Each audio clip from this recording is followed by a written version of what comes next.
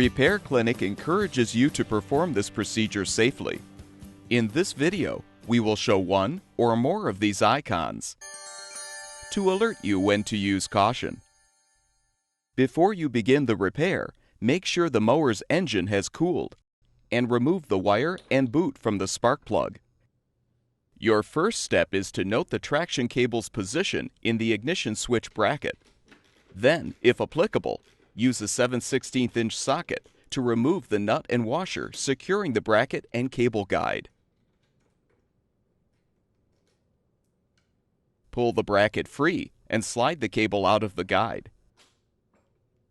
Remove the Z-end of the cable from the traction control handle. Your next step is to carefully set the mower on its side. Be aware that some gasoline or engine oil may spill out. Use a flathead screwdriver to depress the two tabs to release the old traction cable from the mower deck. Detach the spring hook from the transmission bracket and pull the cable free of any remaining guides.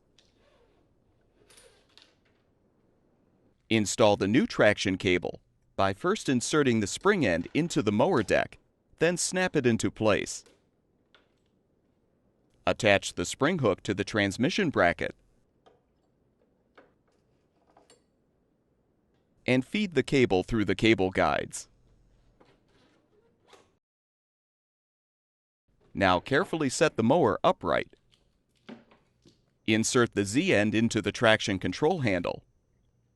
If applicable, insert the cable into the ignition switch bracket and cable guide, and secure the bracket with the nut and washer. Make sure the new cable is positioned appropriately. With the repair complete, you can now reattach the spark plug wire and boot.